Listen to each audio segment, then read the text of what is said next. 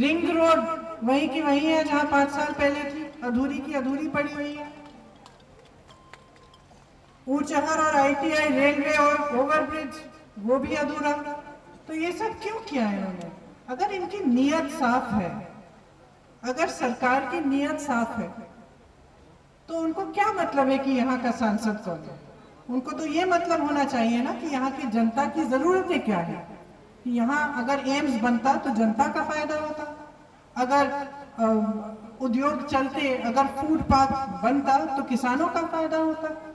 एक सरकार जिसकी नीयत सही है वो इस नीयत से करेगी कि हाँ जनता का की भलाई होगी।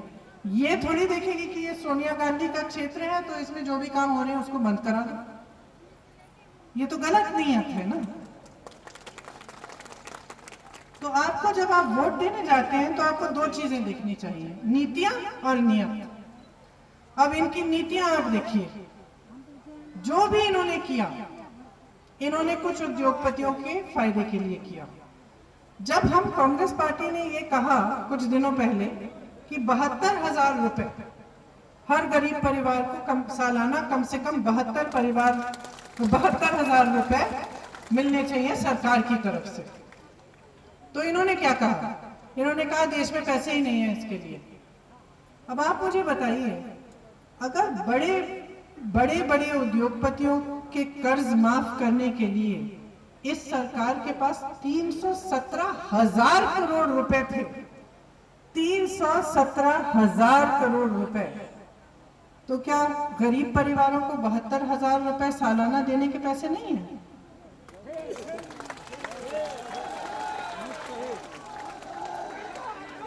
अब इनकी नीतियां देखिए, इनकी नीतियां देखिए।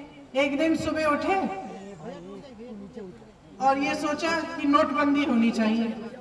नोटबंदी की, जनता को कह दिया कि तुम बहुत बड़ी देशभक्ति कर रहे हो, लाइन में खड़े हो जाओ, अपने सारे पुराने नोट जमा करा दो, सारा काला धन वापस आएगा देश में।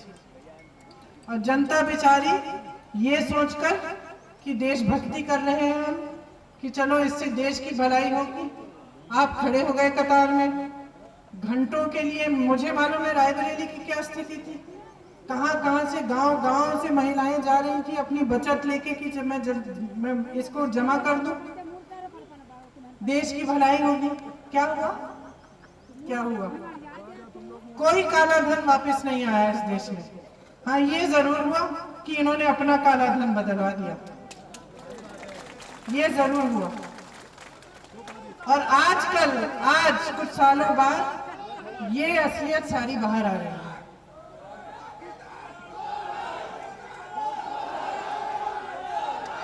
किसान के प्रति इनकी नीतियों को देखिए, किसान के प्रति नीतियों को देखिए। किसान के कर्ज माफ करने के लिए इनके पास पैसे नहीं है। कांग्रेस पार्टी ने कहा कि हम किसानों के कर्ज माफ करेंगे।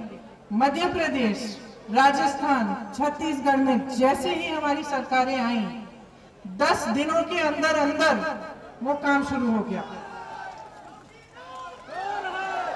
तो इनकी नीतियां जो है जन विरोधी है, किसान विरोधी है, नौजवान विरोधी है, गरीबों के विरोधी है, और महिलाओं के बारे में तो आप पूछिए ही मत।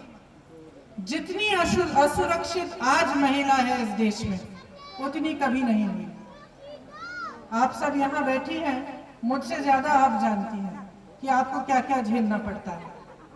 क्या किया है आपके लिए? एक उज्ज्वला स्कीम दी, उसमें आपको एक गैस का सिलेंडर मिला, उसके बाद क्या हुआ? उसके बाद कोई और सिलेंडर मिला आपको बंद करना पड़ा वो चूल्हा। तो एक तरफ इनकी ये नीतियां हैं, दूसरी तरफ इनकी नीयत खराब है। कांग्रेस पार्टी की नीतियां आप देखिए। हमने एक घोषणा पत्र बनाया, हम चुनाव में आपके सामने आते हैं तो हम बात करना चाहते हैं आपके विकास की। हम पाकिस्तान की बात नहीं करते, हम हिंदुस्तान की बात करते हैं। हम कहते हैं कि हम हिंदुस्तान के नौजवानों के लिए क्या करना चाह रहे हैं। हम कह रहे हैं अपने घोषणा पत्र में कि अगर नौजवान अपना बिजनेस चलाना चाहे तो हम उसके लिए बहुत आसान कर देंगे कि 3 सालों के लिए उसे कोई परमिशन नहीं लेना पड़ेगा, उस पर बड़ी टैक्स नहीं लगेगी। हम कह रहे हैं कि जो मनरेगा हमने शुरू किया, जिसको इन्होंने ठप किया है, जो 100 दिन का मनरेगा था, हम कह रहे हैं हम उसको 150 दिन का बनाएंगे।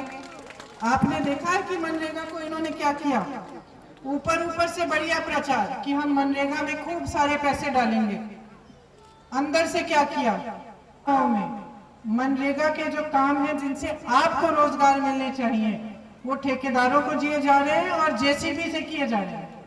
उसमें मजदूरी के लिए कोई जगह ही नहीं छोड़ी इन्होंने। आज मनरेगा के मजदूरों को 6-6 महीने ठहरना पड़ता है पैसे मिलने के लिए। ये पहले स्थिति नहीं थी। तो कांग्रेस पार्टी ये घोषणा कर रही है कि अगर हमारी सरकार आएगी 100 दिन से 150 दिन का मनरेगा होगा और मनरेगा को मजबूत बनाया जाएगा।